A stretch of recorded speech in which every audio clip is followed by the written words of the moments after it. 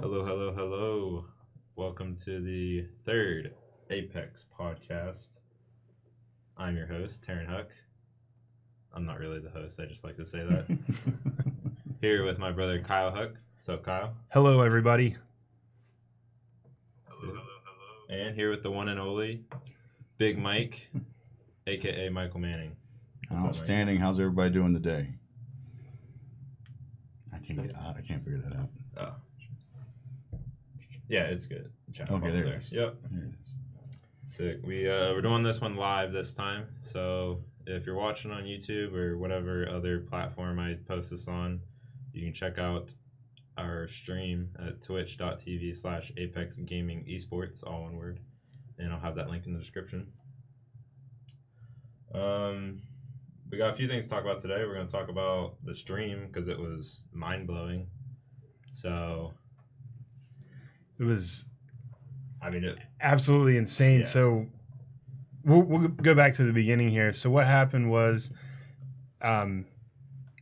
Mike came in and, was just talking to us in the shop about, kind of what happened and, the initial diagnosis. And then a couple weeks later, he came to me and said, "Hey, Kyle, can we do something to help out?" And he said, "I'm thinking about doing a 24-hour paint-a-thon." And I'm thinking to myself, that's rough, man. I mean, but you go for it because that's awesome, and we'll support you. We'll support. And he said about buying an army in the shop to paint, and I said no, we'll donate an army and we'll get one to paint. And you can do it. And so then we set a date and did that, and Taryn posted it on Reddit, which of course got the Warhammer community involved. Yeah. Like all of it. And the support from the Warhammer community, that was amazing. I mean, it's just absolutely amazing. Yes, it was. It was so much more than what we were expecting. We were honestly expecting, a handful of local guys that follow us, and maybe a few closer guys around the state in West Virginia. And when it just got so big so fast, and my heart swelled. I could not believe what was going on in front of me. I lost focus so fast. I forgot about what I was doing so fast. And Painting what? What we're doing again? Yeah. And then you have Leanne in the background. Shut up and paint. I don't know if for those of you who don't have our Discord, yesterday was my birthday. I got home from work and there was this big birthday cake in the kitchen, and I kind of saw it, but I like cards. I'm a big softie, so I like my cards. So I read my cards, and I gave the kids a hug and gave her a kiss. And she asked me, "Did you see your cake?" I was like, "I'm gonna go check it out right now." I saw the contraption, the cover on the counter, and the First Strike box set that I got her for Valentine's Day, which was a no. Guys, don't ever get your woman figures for Valentine's Day. Doesn't matter if there's anything else in the box or not. That was not a good idea. But all those figures that I painted for her and Zach, she had them on one side, like a little diorama, and it said, "Happy birthday, but shut up and paint." It was amazing. That's great. Yeah. So, but it was, so of course I had a rough weekend, and I was in the hospital with my son, and I'm sitting there, and I'm in a chair and I'm watching, I couldn't be here for the beginning part of the stream, and so at least I could tune in and watch it. But to tune in and watch it and see it do that, it was awesome for me because it lifted me up. And while I was sitting there and I was getting excited, I was like, Michael's doing great, and I could tell that he was having fun and having a good time with it, and it was just It was an incredible a blast. experience. It was a true blast. I don't think I've had that much fun in months. I mean, at least since before all this started in January. And for me, because being a 40-year-old man, and I've been out of the game for for forever now, and Apex opened up, and we got a Warhammer League in the works. So I'm trying to get everything going. She's like, I can't believe you sit here and you play with these little toys. I said, they're not toys, they're action figures.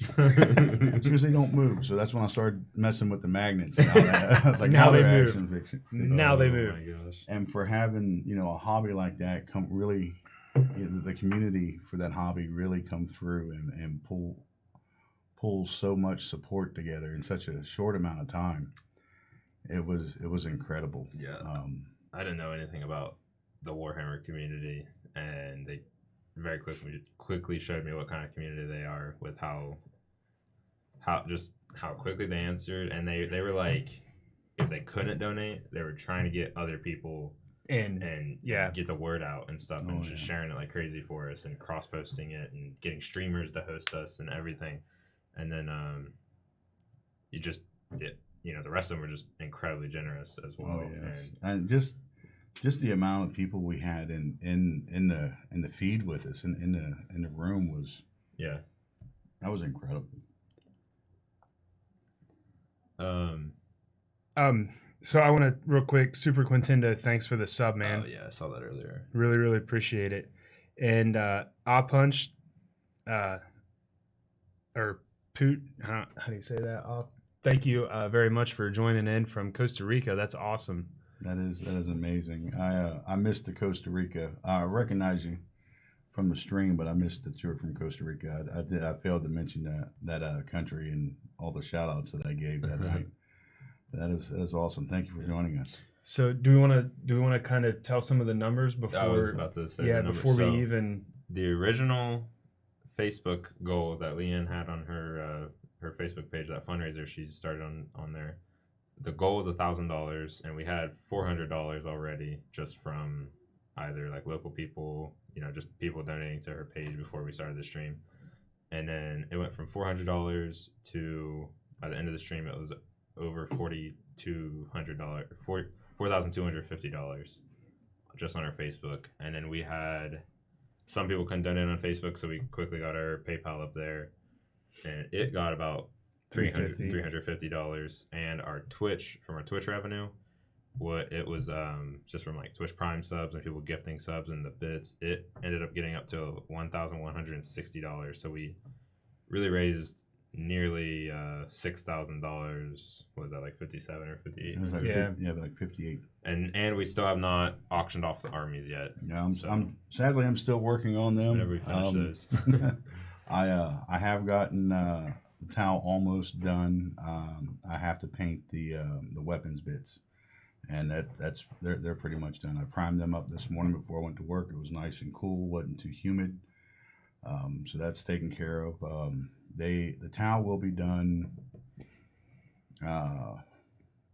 by Thursday. I figured we could do a small thing Friday night to show them off. Do a little stream or something for them. Oh yeah, absolutely. They can, and the towel came together much better than I thought they would. They look amazing. So much appreciation for Brenton for suggesting the paint scheme, and I wouldn't have even looked at the contrast paints. I would have done a traditional paint scheme, and they. Should I make this list? Yeah. I think they. So Sasha,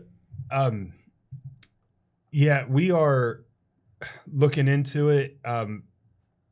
And to answer your question, yes, they are going up for auction. The armies that were painted. So you have 3 total armies, correct? Yes. So there are 3 total armies going up for auction when they're all completed, and we will be, posting notifications both on our Facebook page, on our Discord, and probably we'll do something with our stream to let everybody know dates and times and everything. But we're trying to work out shipping to different places. We were worried about, the expense of shipping them, overseas. Yeah, I think we ended up saying on the stream that if someone from overseas wanted to buy them, they'd probably just also have to be willing to pay for the shipping, because otherwise it would just cut into everything that's going towards the charity. So probably just have to, remember that with when you're bidding. I'm Right. sorry, I don't mean to giggle. I'm just reading chat. Yeah. BBQ's Listen, really digging the chair. I'm really sorry about the chair, guys. I did not register in my brain like, oh, he's gonna be sitting there for 24 hours, so I should probably get him something a little more comfortable. My setup I paint on at home for hours at a time is not much more than your Smash Brothers setup. So yeah, Sasha. I mean, if somebody's willing to pay the shipping, then they're by all means. By all means, I don't see any reason why. We will ship it to you. Then we have no problem with that. Just join our Discord, follow us on Facebook. I'll definitely be posting on those 2 platforms. Those are like our main 2 ways we get word out. So I'll definitely be posting on there about the auctions and stuff. And the auction will probably be on Facebook Marketplace. I think that's what we were saying last time. Would be the easiest way to do it for us. So if people don't have Facebook, will they just message us and then we'll have to enter a bid for them? Or you could just make a burner Facebook account, John Smith, and just to and then you can just DM us the address or something if you don't want to put your address on Facebook, or which I don't, that's not public information anyways on Facebook, but just Well, it sounds good. It really does. Yeah, so really we just want to take the opportunity to say thank you to everybody for supporting Michael and Leanne and everything. It was really something else, and to be able to help people in a hard time is it's a good thing to do. It's what we're supposed to do. Mm-hmm. Absolutely, it is. Like I said in the beginning of the stream, if everybody just took a little bit of time out of one day out of the week and just did something selfless, something to better themselves, the world would be a much better place. And would be. The people down here, we're such a great group of people, and especially Kyle here. He whenever he's around, I try to be a better person, just because I don't, just because he's just that kind of guy. Now it's my head that's not going to fit out the door. So there's still plenty of grease on it. What's up, Conflux? So also, chat, if anybody has a topic that they would like us to talk about, just throw it out there and let us know. We made a podcast questions channel in the Discord, so I'm gonna, at the end of the stream, I'm gonna answer some of those, and then I'll also answer like your guys' questions. But I'm gonna give preference to these guys because they got their questions in beforehand, so I could think of my answers. When was Terrence start playing Warhammer? Well, Taryn was actually, when he came in today, was talking about buying an Indominus box. Yeah, I was thinking about splitting one with Brendan out there. See if he wanted to do that. But all right. That is awesome. The Indominus box, there's just, that's going to put you about, just guesstimating, because we don't know the point cost yet, but just guesstimating, that's going to put you about $1,000 or 1,000 points into an army. Good Lord. And, which is pretty good. It is. It is very That's good. getting you started.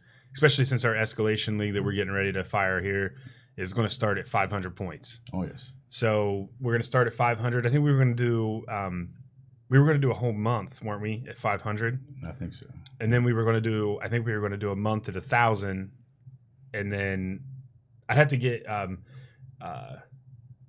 995 points of Necron confirmed. Nice, thanks, Sasha. That is awesome. Marines should be about that as well. Okay, that is awesome. I'm so glad my estimate was so close. That sounds like a good bang for your buck. It really is. It is. When you're looking at the squads in the box and you compare them to the prices, just to the prices that they're going for before that they drop, you're looking at almost $400 per faction. Oh wait, no, that's not right. About $200 per faction. I think. So about 400 total was what I kept hearing. Yeah, but. Yeah, well, if Brendan, aka Moist TP, doesn't want to split a box with me, someone in chat could. I don't want to buy the whole box, but and for some reason we actually got our shipment today, so we have 16 total boxes, and the real funny thing is they didn't send an invoice with them, so we don't know what our cost was yet. We have to call. We called them to get our invoice, so we were looking to see what our retail was, and we don't know. They didn't. I don't know why they didn't send an invoice. Oh man. So what the Well, you call them and say, I'm assuming these are free. They'll get back with you pretty quick. yeah, we'll take them for free for sure. Sweet. Well, we were gonna show, or we were gonna talk about the new Double Masters set. Yes. So Amazing. Double Masters, Magic the Gathering. The spoilers have been coming out here the last couple days. Taryn's going to pull them up on the stream up there, and we're going to talk about a few of them. So, really looks like a giant modern reprint, if you ask me.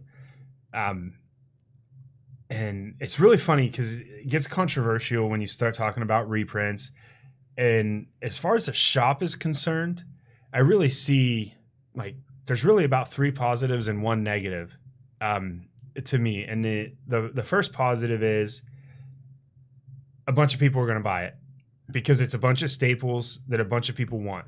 And we already have Karn Liberated, Jason Mind Sculptor, Dark Confidant, Sneak Attack, Doubling Season. There's Noble Hierarch, Blaze Splicer, Cyclonic Rift. I mean, these are just a handful that have already been spoiled. And so there's already a ton of cards that are going to make people interested.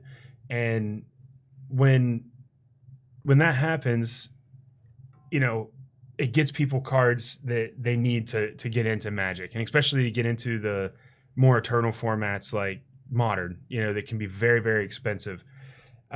So what that brings us to our first negative. And the first negative is that card prices drop. So our first positive as a shop is that we're selling we're selling this sealed product, which is great. But then you turn around and the overall card prices that are reprinted kind of drop. But that brings us to our second positive, which is the entry barrier to an eternal format such as Modern and Pioneer. Cyclonic Rift is a Pioneer card, has now lower.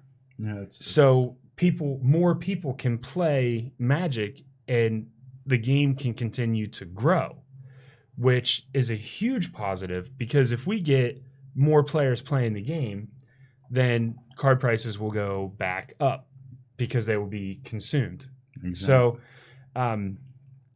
it really, it's one of those things where it kind of ebb and flows. Did we find out what the pack setups? Yes, I have all the pack setups. Is it multiple rares or how? Yes, I'll go over it. Okay. And but anyways, that's, as a shop owner, like a lot of people, they ask like, well, how do you see reprint sets? And, so it's just one of those weird things. And me as a lover of the game, what I want to see is more people playing the game.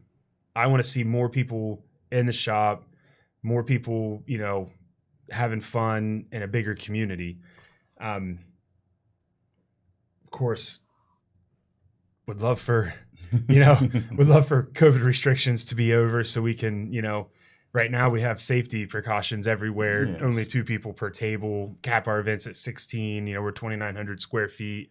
We have a whole bunch of that kind of stuff going on, but so of course there's limited on all that, but it would be, really nice to be beyond that. But let's see. So any questions? Well, I just want to say thanks to Omega because he just gifted his 29th sub. Wow. Channel, and it was to Mama Fox. Yep, and that's Leanne. So that's Leanne. Really, that was a special one. Woman herself. And thanks to Conflux Jackson, you're awesome. So the Twitch Prime. Sweet. Wow. Okay, so we want the Double Masters. What's in the box? Okay, so a Double Masters booster box. So a box is 24 packs, which is pretty common with Masters sets. We are retailing them for $2.99. I see a lot of places are $3.10 and start going up from there. There's 8 commons, 3 uncommons, which is pretty, standard for a box. And then you got 2 rares or mythics, and then 2 foils. So from what I understand, I was trying to do a little research. I assume, and nobody really knows for sure, but they're speculating that since the foils can be rares, you could technically pull 4 rares out of a pack or mythics. which is pretty cool. The other thing of note, those packs we're retailing them for $13.99 individually. Double Masters VIP edition is only 4 packs, and they retail for $100 a piece, which is just nuts. Yeah, that's crazy. So let's talk about what these packs contain. 2 foil showcase rares or mythics. Now, I've already seen some people tweeting and griping about that these foil showcase quote unquote rares or mythics can actually be commons, because if you go to the spoilers and you go look at what the spoilers are, some of the showcases are like Expedition Map and the Tron lands. Yeah. And those are the Tron lands, I believe, are Evil. uncommons. Evil, yes. A lot of people don't like them. Evil, that's very funny. And then Expedition Map is a common. So they reprinted them. You can see the symbols are rare. So I assume they're saying they're rare because of the rarity of the card. Because in the reprint in the box topper, it's, obviously not as much as a normal printing of a common. But yeah, they're bumping them up to rare, even though it's a common card, and how much are Tron lands worth? I believe with as popular as those cards are, I believe that they will probably. It's those, like, they're very popular cards, and they're very popular in Eternal format. So those particular box toppers, since they're premium versions, and like, they'll be worth a lot. But I mean, not like as much as like they really could be if they were rares, because they'd be in such more rare demand. Like, a budget player is not gonna. Oh yeah, I'm not gonna be able to sift through the the sort of boxes up front and buy them just to take home and burn anymore. Yeah. Right. So. But I mean, like, you really, Tron lands are common rarity, and they're just bumping them up to rare to put into this slot. Set. So that's what people are griping about, saying like, really, we're getting commons in these, and you can get that in your $100 packs. And the regular printings are commons. Right. The regular printings are. It's just the box topper version, which is what they did with Cultivate in M21. So you can not only Tron people in limited in the set, you can also Karn them on turn 3. That's awesome. I really want to see a Karn on turn 3 in limited. Like, that would be, like, my life would be complete. Wow. I mean, I don't even like Tron, but that would just be insane. So that's a whole nother discussion. Is 1 + 1 + 1 does not equal 7. But anyways, so let's continue. So that was 2 foil showcase rares or mythics. But that's questionable about what some people are saying, whether those are really rares or mythics. 2 foil rares or mythics. So just a regular printing of a foil rare or mythic. 8 foil uncommons. 9 foil commons. 12 full art basic lands, 2 of which are foil. So you're guaranteed 2 of everything non-foil, and then 2 random foil. Foil. Just like then the wild card slot. Yeah, and then 2 foil double-sided tokens. So interesting to me as to whether we are going to get $100 worth of value out of these packs. Yeah. I feel like, with the cards they're printing so far, it very well could be. The box toppers are absolutely beautiful. The Cyclonic Rift is really awesome. The Sword of War and Peace is just beautiful. The Panoramic Urza lands is awesome. And Karn goes with them too. You can't really tell on this, but there's like a full art of all of it, and it looks really cool. A lot of people were complaining about this Karn art, and I kind of have to agree. He looks a little silly, like, in my opinion, just his facial expression and stuff. Almost a little glassy too. I don't know. Yeah, it doesn't look like metallic like in the other ones. I don't think it looks like a natural pose either. It just looks. They're saying like his facial expression and like this thing he was doing, just kind of strange. But there's also some really good reprints in this set and exciting cards, but a lot of people are griping that they're doubling the price of these packs, and you can still just get what's this card called? I can't remember. I can't really read it. Like that's not like I don't know what Blight is that Blightsteel? No. Yeah, or no, it's like Stoneforge Mystic, but like Stonehewer Giant. Stonehewer Giant. Yeah, that's what. It's a five mana 4/4 rare. Vigilance. Pay 1 and a white. Tap it. Search your library for an equipment card. Put it onto the battlefield. Attach it to a creature you control. Then shuffle your library. And like, what's the price on that? Can you see on there? If you click on it, I think they give like price estimates. I just see similar. I don't see. Oh, okay. Does anyone know the price of that off the top of their heads? I'm just curious because I'm pretty sure people. It's like almost bulk. I'm pretty sure that it's not. And so people are saying in my $15 booster I can get, or you could get that in your $100 booster. You know what I mean? Yeah. No, my luck, I will pull them in my. Let's see. The Morning Tide version on TCG Player is $7.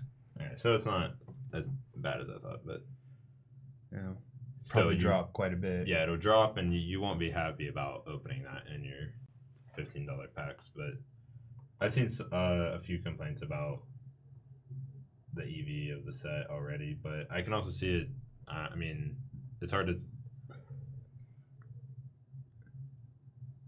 They should have just made Stonehewer Giant Stoneforge Mystic. Yeah. Yeah. $5.99, right. Yeah. And Stoneforge Mystic could really use a reprint. That would really help it out. But and then like this one I'm pretty sure Thought Reflection. I'm pretty sure that one's only a few dollars. And there's just like quite a few misses already compared to Doubling Season. That's a nice reprint. Yeah, that was the original promo. I think this seems to be Bjorn. Listen, we think this set is amazing. EV. The VIP box is awesome. I would get multiple of the VIP box. No returns. I'm on the list right below you, Chris. So I mean, call me a sucker, but I've got mine pre-ordered too. We got our pre-orders right here. So if you would like to just give us your name in chat, we can go ahead and sign you up, and you can just go ahead and enter your credit card information in chat as well. Taryn, you're gonna get in trouble for saying that. Scratch the last. Don't do that. That was a joke. I'm a bad influence. I'm sorry. Yeah. But Chris did say go ahead and put him down for 2 more boxes. No refunds. Match as many as I buy. I'm not buying any. So what? Did you want to talk any more about these? Do you want to talk about any of the specific reprints? I mean, uncommon. We already have Flicker Wisp, Path to Exile, Rex Sage, Trash for Treasures. I think, and one thing I've noticed that they're really aiming this stuff towards Commander. This is, as Wizards keeps calling it, it's the year of Commander. So much of what they're printing and reprinting is geared towards Commander players, and a lot of the cards we're already seeing are Commander. Yeah, there's quite a few Commander cards. Like Doubling Season's a big Commander card. Cyclonic Rift is obviously a huge Commander card. Pretty sure this Thought Reflection is a big Commander card as well, and several others. Well, and that's what I mean. I'm sure that Stonehewer Giant. It's obviously I've never even seen it played in Modern, so it has to be have its value from Commander. Wait, they're putting Baleful Strix in Modern? Can anyone confirm? I read an article that said that Double Masters was all legal in Modern, and I'm trying to find a more reliable source, and I've not been able to actually find anything specific. Can anyone verify if all the prints in Double Masters is Modern legal or not? I was trying to go. Let me go to Wiz. Let me go because I mean, like Baleful Strix in Modern is like a big deal, and I didn't realize that. Jacqueline says no. No. Okay. So they're not. Not modern legal specifically, but if the card is already in modern, then there you go. I was gonna say, I thought that too, and like most of the cards I read, I was like, oh yeah, like I mean it's just like Karn reprint, Jace reprint, those are legal in modern, and I was like, Baleful Strix, what? I didn't know if the other cards were legal in modern or not, but I know that one's not. Yeah, they're already. I mean, Voice of Resurgence. They're printing some good ones. Mana Crypt and the Mana Crypt full art is I think is awesome. So there's definitely some gigantic hits though. I suppose I haven't seen an EE Engineered Explosives is in there. So Eternal Modern is an Eternal format. no, it's not only Commander. If it's legal in, whatever set it's legal in, it would still have legality there. Yeah, it's not introducing new cards though, right? They're all like no, there's no new cards. They're all reprints. Yeah, no new cards, so they're not introducing new cards in any format, and they're also not changing any. Modern's considered Eternal though, right? Yeah, Modern's considered Eternal because it's just non-rotating. And Pioneer. And Pioneer is considered Eternal, so it's. Yeah, see this site I see here says format legality, Modern, Draft, Sealed, Commander, Legacy, Vintage, but I don't know if that was that specific card. I mean, it definitely has Modern cards in it, so. All right. I'm just going to gather. I'm going to pull up Baleful Strix. Cool. Do we want to do some podcast questions or from the questions from the Discord? All right. If you guys want your questions answered on stream, we'll look at chat here in a bit, but I'm going to answer these ones from our Discord. So !Discord in the chat to bring up our Discord and join it. We have a pretty active community on there. So, and then if you want to get your questions answered, you can ask them there. Cool. Let's see. First question. This one. So these first two are Warhammer questions. They're going to be directed at Mike for sure because we are novices at best at painting. Well, Kyle's a little better than me. I'm completely new. Kyle's got some good figs out there. Hey, man. Coach Wiki. Yeah, he does. How's it going? Welcome. All right. Welcome to the chat. Mike, how do you show weathering, like rusting or corrosion, on a piece using a brush? There's several good ways to do that. A friend of ours, Chris Mayer, has a chipping medium that he'll mix into his final coat, and underneath of that he'll paint his metallics, and he'll do his rust effects and all that, and then afterwards you just take your brush, get it wet, and rub over where you want the paint to flip or chip away, and the paint will literally chip away, exposing all that weathering that you did before the paint job. And that's his pieces look really good, and I want to get into that. I haven't had a chance to get into it myself. Another way to do it, I use a sponge, just like a little kitchen sponge. You want it to be fairly porous and have different size pores in it. Excuse me. And you'll get just a little bit of your Agrax Earthshade or your Nun Oil, and you'll just dab that at the miniature, and you'll create that little splash effect around the ankles and the shins and over the tops of the boots, and it gives it an effect where it looks like it's been running through the mud, or That's cool. Stuff, just throwing debris around. You can also take, while that paint is wet, and sprinkle some of your basing material, whether you're using 3mm grass or sand. I use a lot of fill sand. You just sprinkle a little bit on there, and as the paint dries, it'll stick. And then when you hit it with your varnish, it'll stick even better. Nice. So there's a couple of different ways you can do that. I'm pretty excited to like whenever I finally do decide to put aside money and actually get into Warhammer, to like mess around with all that painting stuff? Because it all seems really cool, the different like techniques and stuff that you guys use to bring out different effects and shades and things like that. I tell people when they're first starting that there's really no wrong or right way to get something done as long as you're happy with the end product. That's the most important thing. Yeah. So there's more than one way to skin a cat.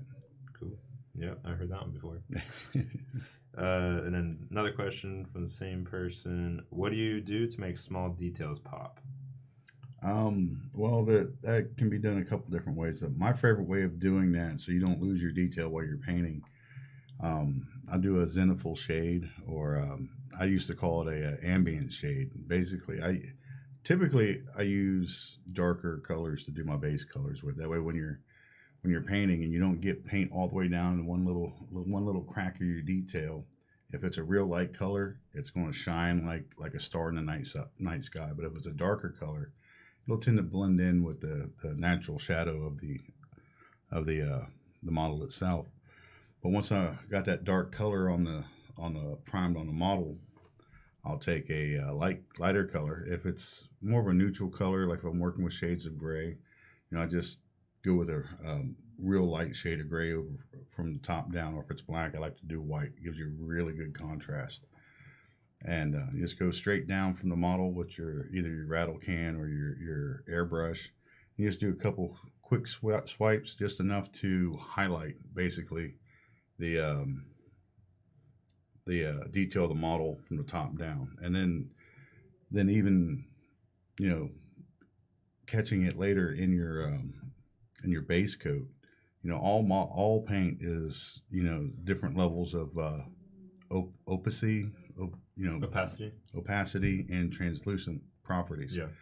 So that sharp contrast between the dark underside and the light overside of it will really bring a whole new level to your shading. Because just like with the contrast paints, we use the contrast paints. We found that you're getting 2 or 3 extra coats with one coat of paint, and you're doing the same thing just a different way with the zenithal shading.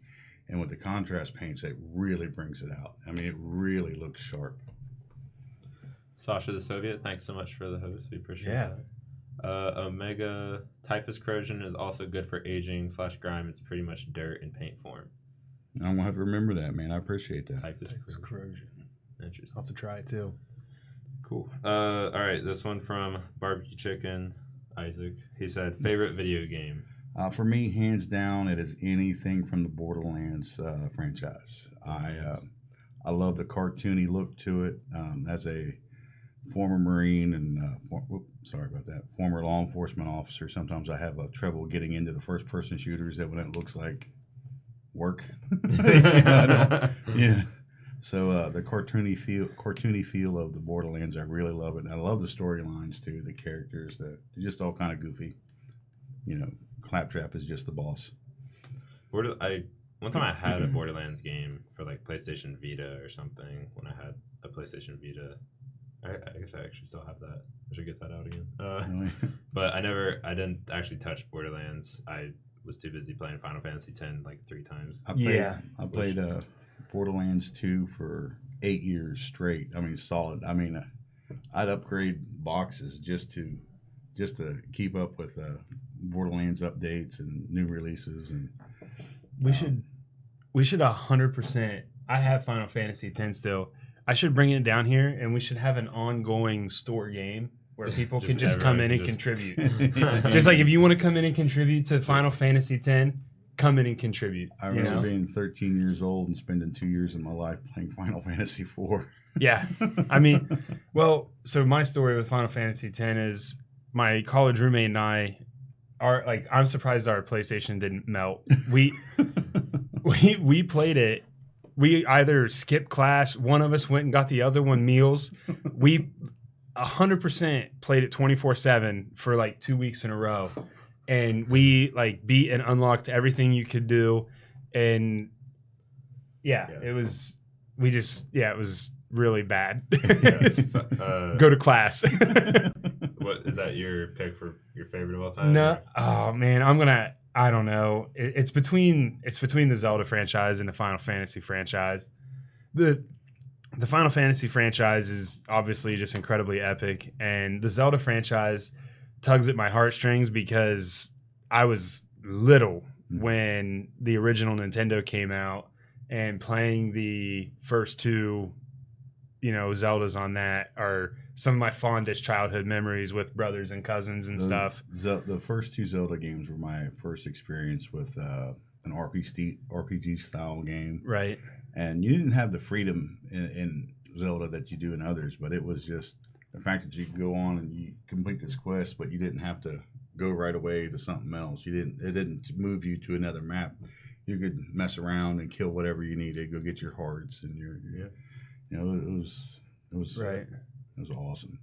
My pick, I'd have to say Final Fantasy X, just because, like, I mean, it is between that and Ocarina of Time. Like, they're like here and here, but I'm gonna have to give Final Fantasy X the edge because just when I played it, I was like 10 years old or something, or maybe probably like 10, I think, because like you played it and I idolized everything that Kyle did. Like, oh god, no wonder this kid's so messed up. And like, GI is the same way. At least the video game wise, like, every time I saw Kyle playing the game, like, I really wanted to play it, and I thought it was a super cool game and stuff. And then I finally got my own PlayStation 2 and was playing Final Fantasy, and I went to GameStop and looked in the pre-owned section and stuff. Final Fantasy X was a few years old at that time, and I got it out and went home and played it, and I just loved it, like, because I watched him play it multiple times.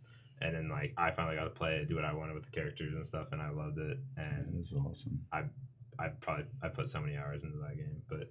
And then Ocarina of Time, though, I beat Ocarina of Time, like, before I could read. So that is a true story. Taryn would sit there. So for those of you who don't know, I mean, Taryn and I are brothers. Sup, Zach? And I am 13 years older than him. Yeah. So Taryn I love video games, in high school and stuff. And Taryn, obviously being, little brother, loved to sit there and watch me play. And then he, when I would leave, he would play.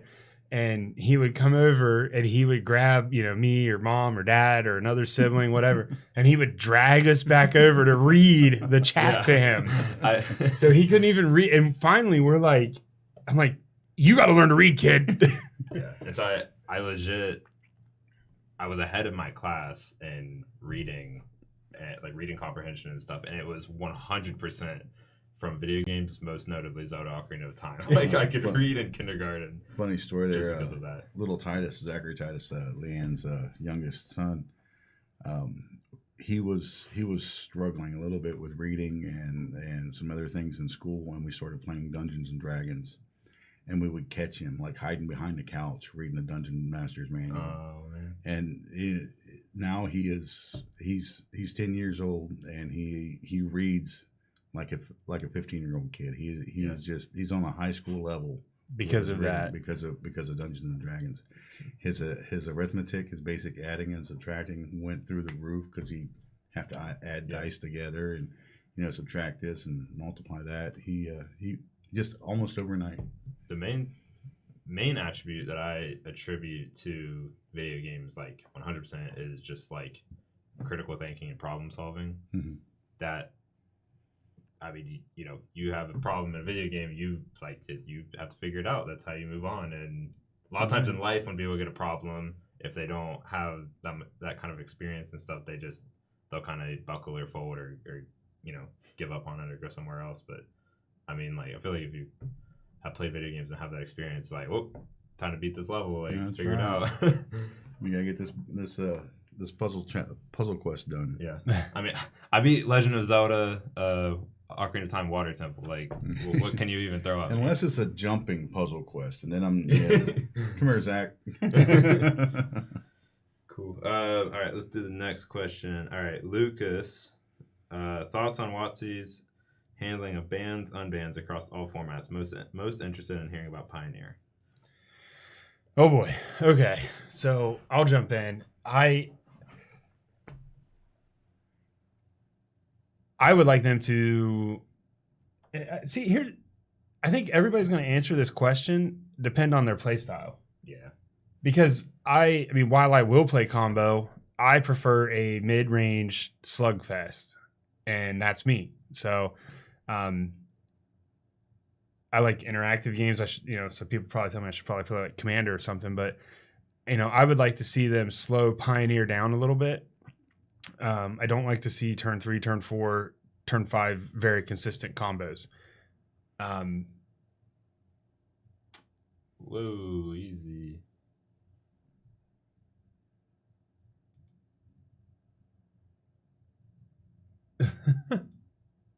Easy, buddy. Yeah. Relax. I don't know what happened there. Anyways, so I think a lot of people are going to see, their own play style and then want to see bands around their play style. That being said, I would like to have seen them hit Inverter and Lotus Breach. I feel like Inverter is maybe too consistent. It can be, interacted with. It can be stopped. So, and as far as their approach to the bands, I honestly, I don't even know what their approach to the bands are. I mean, yeah. But Lucas also asked last week when I posted about podcast questions about the fire design, that like acronym, which actually I had it pulled up on. Let me get it right here. Oh, it's actually, so it was about raising the floor. Basically it was talking about power creep. It says F is for fun, I is for inviting, R is for replayable, E is for exciting. And I mean, like, I understand power creep, and like if it's just the same cards over and over again, and you only have so much design space if you don't power creep. Like, if you keep everything at the exact same level, like, you only have so much design space. You got to keep kind of adding more powerful things. But like, when they're inconsistent with it, like, if people can have Uro, it's like, I think that other decks need to have like their thing. You know what I mean? Like, and like, obviously I'm going to sound biased because I'm a blue-red player, but like, why can't I have like a Serum Visions and things like that if you can have like Uro, like, which, I mean, Serum Visions and Uro could go in the same deck, but just anything, like, why can't we have like I don't know, like, like Liliana the Veil power level and like things like that, if you can have Uro and you can have Nissa and like Arboreal Grazer, like, those are all fast mana things. That's the other thing. The mana doubling, like Fires of Invention, Wilderness Reclamation, Nissa, that's gotta stop. Like, people literally haven't had to worry about what cards they put in their deck as long as they have Fires of Invention in their deck, and they finally banned it. But I've been saying forever Fires needed, well, actually I said Teferi needed to go because it was in the Fires deck, and if you had Teferi in your deck, you didn't have to worry. Like, I was like, I mean, Flash decks and like Wilderness Rec could beat this, but they have Teferi, so they can't. Yeah. But the problem when I was playing it, what I would do is cast 2 spells, use Teferi's negative, bounce your own fires, and then now use all your mana. yeah, And you're like, yeah, ouch. Yeah. Like, triple mana there, Yeah. But like I said, like, I understand power creep, and I think that fire design is kind of fine, but they go for fun and inviting, and then the last one is exciting, which, like, those are kind of all the same thing to me, really. Like, they're all, and then they took that and just were like, oh, let's just make the biggest, splashiest mythics and rares that we can, and it's like, that's not, for me, a good game of Magic is about doing cool synergistic things. That's what I fell in love with the game about. That's the first time I played against Kyle. He had a cool humans deck, and the way everything worked together made me, it wasn't like, I feel like that's most people too. Like, I don't want to speak for people, but most people aren't like, oh, Nissa, like, look how awesome my thing is. Like, most people are like, dude, look how sick this combo is that I did. Or not combo, but look how sick my cards work together synergies to be aggressive, like, things like that. or to be controlling. Like, yeah, So, but here's the issue. I mean, Wizards, the whole point of what they do is they've got to sell packs. right. It doesn't do them any good to print cards that have no power level and Right. can't be played in any of the formats, because then Right. they're not selling any packs. And I agree with that. They like as a business, they're like this is kind of the easiest way to guarantee we sell packs, but it's also an easy way to sell packs to have a good balanced game that people enjoy playing. I mean, but what do you do is when you print some. I don't think it does any good to print super busted cards and then ban those cards, but you print really strong cards, and then if they're too strong with something else, they end up banning the old card and let everybody play with the new cards. I mean, it is also easier for bannings. I feel like if everything's like a little bit lower power level but works well together, and you can just like, oh, that strategy is a little too strong, we'll just nip a piece from it or whatever, But the rest, like Urza decks are too good. We'll nip Mox Opal, but Urza still exists, but it's just Mox Opal's gone. Like I know. Now they took Astrolabe. yeah, no, Astrolabe's gone too. But that's the thing, it's a bunch of pretty good cards that work well together, not just like it's this. Like I have Uro, so you can ban Uro, and I don't play the deck anymore, or have Uro and I win. Right. Cool. Well, I think that was most. So we'll go back up to chat real quick while you look at that. Coach Wiki said video games are a great tool to teach life and social skills, and Hard agree. I agree. Yes. So do I. So do I. And it does come with balance.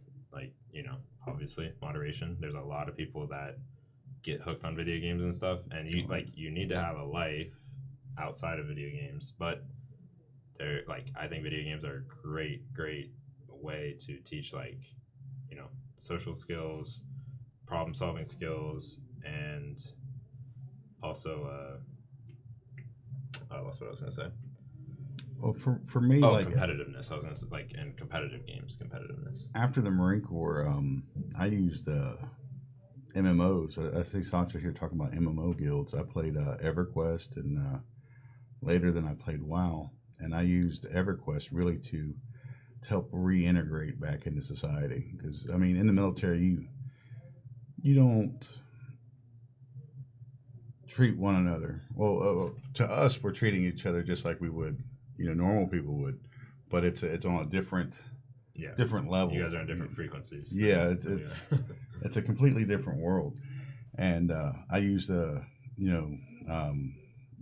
and TeamSpeak, and really help myself get back into not dog cussing somebody that I actually like, Right. treating them like I would another Marine. It was really helped me work it back down. Yes. Honestly, so I employ about 110 people, and probably my biggest pet peeve is that people can't take feedback. So Coach Wiki just hit the nail on the head. That's right. I'm a manager as well in a restaurant, and that's like every time I interview someone or I'm going to bring on someone new, that's the main thing I ask them is how are you with constructive criticism, and because nothing drives me nuts when I try to help someone. You're genuinely trying to help them succeed, and they're just like, and then it's I get just a little something like, hey, maybe try this, and then it's instantly taking it personal, and that's I know what I'm doing. Yeah, the biggest thing with constructive criticism is everybody takes it personal, and what you should do is not take it personal. Generally, constructive criticism isn't a condemnation of what you've done in the past. It is simply a suggestion of what you can do in the future. Yeah, I'm not going to somebody and saying you are a moron, don't do that. I'm going to somebody and saying you've done a good job in the past, but let's try this method. Exactly. I'm always like, give people the benefit of the doubt. It's like, oh, you didn't know that this is how we do it. You didn't know this is the right way to do it. But I'm telling you now, like, this is a good way to do it and get this done quickly. Or, get this done I properly. do. I do at work, my day job. I deal with a lot of new people coming in, the younger kids. And it's a dangerous job. So there's you do not do this. You don't do that ever. All right. Now what you're doing is great, but you probably save yourself a little bit of heartache if you do this first. Yeah. You're gonna make your day miserable if you do that. Just you're not getting on to them. You're just trying to save them future back problems. Right. That's esports is really important, and I think schools really need to get on it because, like Coach Wiggy just said, provides an opportunity to teach those life skills, especially when you factor in that a lot of those students may not have experience in traditional sports. Because that's we play traditional sports. I don't know, Michael, did you play sports and stuff? Yeah, I played football and baseball. Those are my gig. Better, as long as you have a pretty good coach that knows what he's about, you better learn how to take constructive criticism in sports. Because if you don't know how to shut up and say yes sir and not give an excuse, you're going to be running, or you're just not going to do very well. And see, that's and there's nothing wrong with not being sporty. My son's not sporty at all. He's just that's not in him, and that's fine. That's him. But he's missing out on so many things about constructive criticism, and more importantly, that personal discipline that comes with it. Right. And hold yourself accountable. Figure out what it is that you're doing wrong. Work on what you need to fix. And this is a way for those attitudes to be picked up by other people also. Mm-hmm. So it all plays in together. Yeah. So I have to throw this question out there real quick. Best first-person shooter of all time. I know it. Kyle literally asked this question just so I can answer it. This question was asked. Is basically a rhetorical question. Wolfenstein. Nintendo 64. GoldenEye. Oh, that was such a good game. That was such a good game. But I loved Wolfenstein. It was great. It's probably GoldenEye. Well, it was. They had some really wicked maps. GoldenEye was good for back then, but I actually wasn't allowed to play it. My mom wasn't too fond of me playing that with the older boys when I was younger. But Modern Warfare. Yeah, 2. Modern Warfare 2. Modern Warfare 2 has been considered goated for a long time. For a while. So my favorite, though, personally, would probably be like Black Ops 2 or something like that, just because like that's what I was playing when I was like in high school.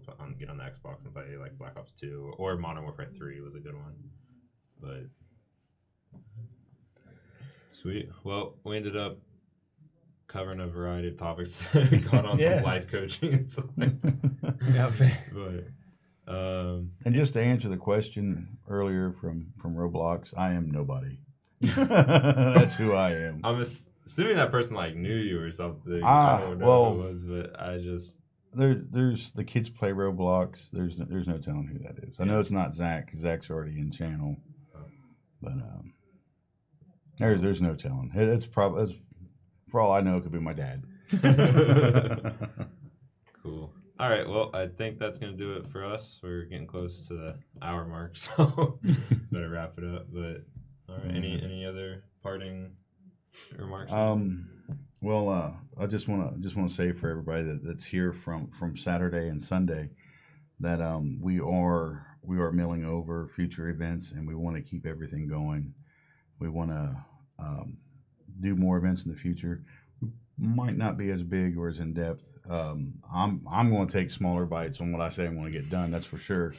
But we've got more. We're talking about more stuff every day. We're talking about something. So just keep us in mind when you're out looking for something to watch.